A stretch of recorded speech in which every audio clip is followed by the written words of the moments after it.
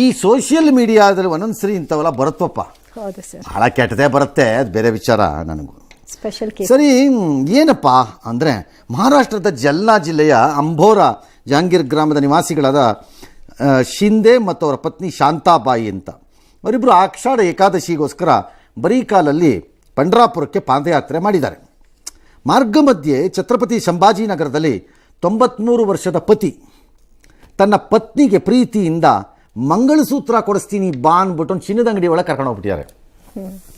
ನನಗೆ ಇದರಲ್ಲಿ ಅರ್ಥವಾಗದೇ ಇರೋದು ಈಗ ಯಾಕೆ ಕೊಡ್ಸಕ್ಕೆ ಕರ್ಕೊಂಡು ಹೋದ್ರು ಅನ್ನೋದು. ಅದೇನು ದಾರ್ಗಿರಿಲಿ ಬಿದ್ದಿದ್ದು ಕಳತನ ಆಗ್ಬಿಡ್ತೋ, ಬಿದ್ದೋಯ್ತೋ, ಅಥವಾ ಏನಾದ್ರು ಯಾವಾಗಲಾದ್ರೂ ಅಡ ಹಿಡಿಸ್ಬಿಟ್ಟಿದ್ದೆ ನಾನು, ಅವ್ಳಿಗೆ ಅರ್ಶನದ ಕೊನೆ ಹಾಕಿಸ್ಬಿಟ್ಟಿದ್ನಲ್ಲ ಅಂತಾನೋ ಗೊತ್ತಿಲ್ಲ. ಹೋಟೆಲ್ ಕರ್ಕೊಂಡು ಹೋಗಿದ್ದಾರೆ ಒಳಕ್ಕೆ. ಸೂಪರ್. ಈಗ ಮಾತ್ರ ಇದು ಸರಿ. ಬಡದಂಪತಿ ಸಹಾಯ ಕೇಳೋದಕ್ಕೆ ಬಂದಿರ್ಬೋದು ಅಂತ ಜ್ಯುವೆಲ್ಲರಿ ಅಂಗಡಿನವರೆಲ್ಲ ಅಂದ್ಕೊಂಡಿದ್ದಾರೆ.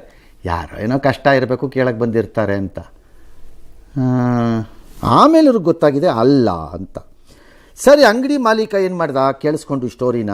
ಅಯ್ಯಯ್ಯೋ ರಾಮಚಂದ್ರ ಅಂದ್ಬಿಟ್ಟು, ಇರ್ರಿ ಒಂದು ನಿಮಿಷ ಅಂದ್ಬಿಟ್ಟು 1,000, ಆಮೇಲೆ ಇನ್ನೇನು ಅವ್ರ ಹತ್ರ ಇದ್ದಿದ್ದು 1,120 ರೂಪಾಯಿ. ಅದನ್ನೆಲ್ಲ ಕೊಡಕ್ಕೆ ಹೋಗಿದ್ದಾರೆ ಅವರು. ಬೇಡ ಬೇಡ, ನಾನು ನಮ್ಮ ಅಂಗಡಿಗೆ ದೇವ್ರ ರೂಪದಲ್ಲಿ ನೀವು ಬಂದಿದ್ದೀರಾ, ನಿಮಗೆ ನಾವು ಇದು ಕೊಡ್ತೀವಿ ಅಂತ ಅವ್ರು ಕೊಟ್ಟಿದ್ದಾರೆ. ನಮಗೆ ಎಲ್ಲ ಕೊಡ್ಸಿದ್ನ. ಅದ್ರ ರೇಟು ತೂಕ ಎಲ್ಲ ಹೇಳಿಲ್ಲ ಅವನು. ಓಲೆ ಮತ್ತೆ ಸರ್ ಎರಡೂ ಕೊಟ್ಟಿದ್ದಾರೆ. ಸೂಪರ್. ಅಂದ್ರೆ ದುಡ್ಡು ಇಸ್ಕೊಂಡ್ಬಿಟ್ಟಿದ್ದೀನಿ, ವಾಪಸ್ ಕೊಟ್ಟಿದ್ದಾರಾ? ಹ್ಞೂ ಸರ್, ಅದೆಲ್ಲ ನಿಮ್ಮದೇ ಅಂತ ಕೊಟ್ಟು 10 ರೂಪಾಯಿ ಮಾತ್ರ ಇಟ್ಕೊಂಡಿದ್ದಾರೆ ಸರ್. 10 ರೂಪಾಯಿ ಇದಕ್ಕಂತೆ ಓದ್ದೆ ಇಲ್ಲಿ. ಮಾಂಗಲ್ಯಕ್ಕೆ 10 ರೂಪಾಯಿ, ಕಿವಿ ಓಲೆಗೆ 10 ರೂಪಾಯಿ, 20 ರೂಪಾಯಿ ಇಸ್ಕೊಂಡಿದ್ದಾರೆ. ಹೌದು ಅಲ್ವಾ?